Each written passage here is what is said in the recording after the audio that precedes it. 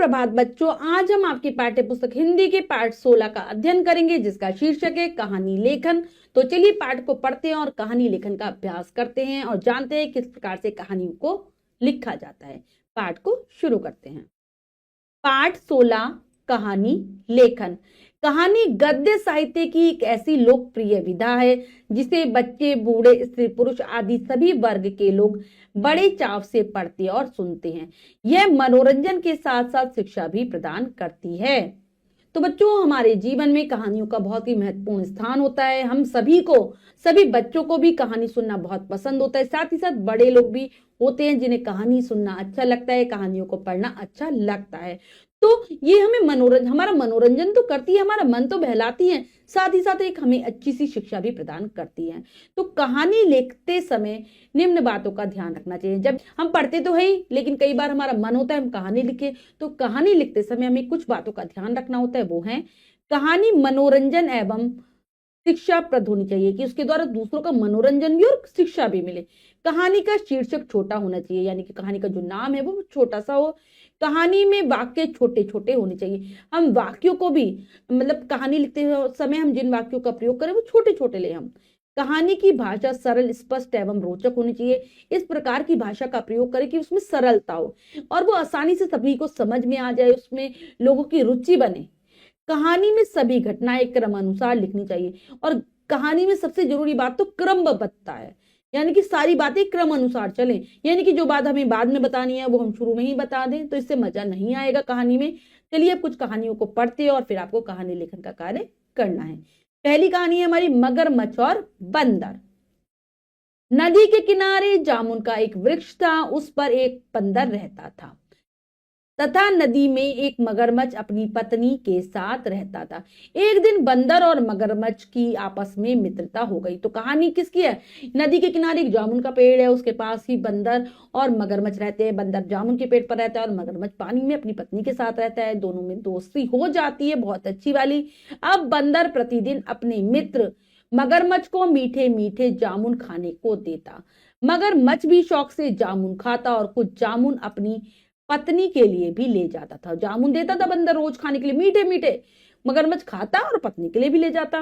एक दिन मगरमच्छ की पत्नी सोचने लगी, जो बंदर प्रतिदिन ये मीठे मीठे जामुन खाता है, उसका कलेजा जामुन से भी अधिक मीठा होगा। अतः उसने अपने पति मगरमच्छ से बंदर का कलेजा खाने की इच्छा प्रकट की। तो वो कहती है, बंदर रोज मीठे मीठे जामुन खाता है, मुझे कलेजा खाना है। वो कहती है अपने पति से लेकर आओ। मगरमच्छ अपनी पत्नी की इच्छा का विरोध न कर सका और बंदर का कलेजा लाने के लिए मान गया। और मगरमच्छ भी चल देता है कलेजा लेने के लिए बंदर का। मगरमच्छ एक अच्छा मौका देखकर बंदर के पास पहुंचा और कहने लगा, बंदर भाई, आज तुम्हारी भाभी ने घर में एक उत्सव का आयोजन किया है, इसलिए तुम हमारा निमंत्रण स्वीकार करो। मतलब तुम्हारी भाभी ने एक उत्सव मना रही है और तुम्हें बुलाया घर पर, और मेरे घर चलो। बंदर मगरमच्छ की चाल में फंस गया और उसकी पीठ पर बैठकर नदी के बीचों बीच पहुंच गया। तब मगरमच्छ ने बंदर को अपनी पत्नी की इच्छा के बारे में बताया। तो बंदर सोच लेता है, उसे समझ में नहीं आती कि मगरमच्छ चालाकी कर रहा है, उसके साथ चला जाता है, पीठ पर बैठकर पानी के बीचों बीच जाकर कहता है कि मेरी पत्नी की ये इच्छा है।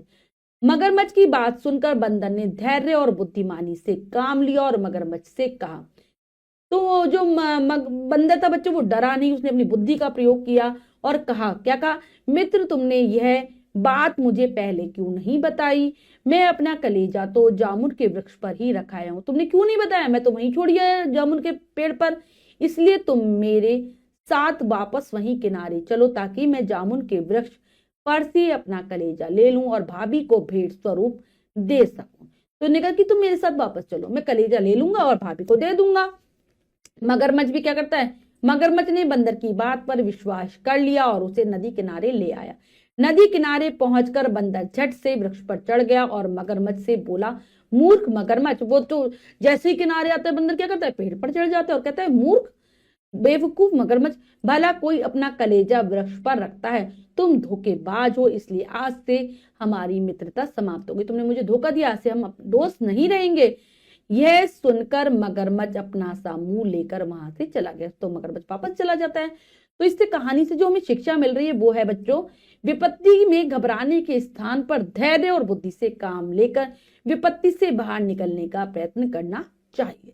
तो हमें घबराना नहीं चाहिए, बल्कि अपनी बुद्धि का प्रयोग करना चाहिए, धीरज रखना चाहिए। तो बच्चों, हमने कहानी को तो बहुत अच्छे से समझकर पढ़ लिया है। अब हम अभ्यास कार्य कर लेते हैं, आओ अभ्यास करें।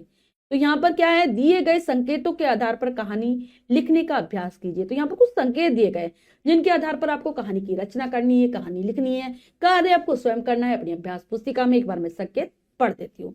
एक राजा, पशु पक्षी पालने का शौक होना, पशु पक्षियों के साथ समय बिताना, राजा का बाग में टहलना, बंदर का राजा को नए कर्तव्य दिखाना, बंदर को पालने का निश्चय करना, मंत्रियों का राजा के निर्णय से असहमत होना, बंदर का राजा के आसपास घूमना, राजा की नाक पर मक्खी का बैठना, बंदर का मेज पर रखी तलवार उठाना, राजा की नाक काटना, बंदर की मूर्खता राजा पर भारी पढ़ना। तो ये संकेत है, इनके माध्यम से आपको कहानी की रचना करनी है। तो आप शीर्षक भी लिखेंगे, कहानी का शीर्षक आप देख सकते हैं राजा और बंदर, या फिर राजा और मूर्ख बंदर, ठीक है। और या फिर क्या लिख सकते हैं, अब पछताए होत किया जब चिड़िया चुग गई खेत, क्योंकि यहाँ पर राजा भी बाद में पछता ही रहा है। तो इसकी कहानी की शुरुआत आप ऐसे कर सकते हैं, बाकी आप खुद लिखेंगे, मैं बता देती हूँ। एक राजा था, ठीक है, उसको पशु पक्षी पालने का बहुत ज्यादा शौक था। वो ज्यादातर समय अपना पशु पक्षियों के साथ ही बिताया करता था। एक बार की बात है, राजा अपने बाग में टहल रहा था, वहां पर एक बंदर आ जाता है और वो अलग अलग प्रकार के करतब दिखाकर राजा को प्रसन्न कर देता है। तो राजा भी उस बंदर से इतना ज्यादा खुश हो जाता है कि वो सोच लेता है कि उसे इस बंदर को वो पालेगा। राजा अपना यह निर्णय अपने मंत्री को सुनाता है, लेकिन उसके मंत्री इस बात के लिए तैयार नहीं होते। वे राजा के निर्णय से असहमत रहते हैं। और अब बंदर को राजा ने पाल लिया था। वो दिन रात राजा के आसपास ही घूमा करता था, राजा के साथ ही रहता, सोता उठता खाता पीता था। एक बार क्या होता है, रात के समय राजा सो रहा होता है अपने शयन कक्ष में, एक मक्खी आती है और वो राजा की नाक पर बैठ जाती है। बंदर क्या करता है, बंदर राजा की मेज पर रखी हुई तलवार को उठा लेता है अपने हाथ में, और पहले तो वह मक्खी को भगाने का प्रयास करता है। जब वो मक्खी नहीं भागती तो वो जोर से उसको भगाने के लिए तलवार राजा की नाक पर मार देता है, जिससे कि राजा की नाक कट जाती है। और बंदर की इस मूर्खता पर राजा को बहुत गुस्सा आता है, लेकिन उसका स्वयं का निर्णय उस पर खुद ही भारी पड़ गया था। बंदर की मूर्खता राजा पर भारी पड़ गई थी। तो ये कहानी हमें यही शिक्षा देती है कि हमें बिना सोचे समझे किसी को अपने पास नहीं रखना चाहिए, किसी भी पशु को ऐसे ही पाल लेना नहीं चाहिए, हमें अपनी बुद्धि का प्रयोग करना चाहिए। तो ये कहानी आप इस प्रकार से लिख सकते हैं और आप अपनी मर्जी से भी कुछ बदलाव करके लिख सकते हैं। अब आगे है, दिए गए चित्रों के आधार पर कहानी लिखने का अभ्यास कीजिए। तो बच्चों यहाँ पर चित्र दिए गए हैं, इसके आधार पर आपको कहानी की रचना करनी है, ये आप स्वयं कर लेंगे। जैसे शुरुआत आप कर सकते हैं, दो बिल्लियां थी, एक बार उनको एक रोटी दिख जाती है, तो दोनों बिल्लियां उस रोटी के ऊपर लड़ने लगती है, ठीक है। फिर बाकी का आप खुद लिखेंगे, खुद लिखने का प्रयास करेंगे। तो बच्चों, हमने पाठ को बहुत अच्छे से समझकर पढ़ा है, कार्य आप कर लेंगे और सुंदर अक्षरों में करेंगे, अपनी अभ्यास पुस्तिका में करेंगे। बच्चों, आज हमने पाठ के माध्यम से कहानी लेखन के विषय में जाना कि किस प्रकार से कहानियों को लिखा जाता है। हमने एक कहानी भी पढ़ी। तो आशा करती हूँ यह पाठ आपको बहुत अच्छे से समझ आ गया होगा। और साथ ही साथ बच्चों, जब भी आप कहानी लेखन का कार्य करेंगे, कोशिश करेंगे कि आपकी जो कहानी है उसमें भाषा में सरलता हो, स्पष्टता हो, जैसे कि हमने अभी कहानी में पढ़ा था। आशा करती हूँ पाठ बहुत अच्छे से समझ आ गया होगा। फिर से जरूर पढ़ लेंगे, लेखन का कार्य भी करेंगे। मिलते हैं अगली कक्षा में नए पाठ के साथ। तब तक के लिए स्वस्थ रहिए, प्रसन्न रहिए। धन्यवाद।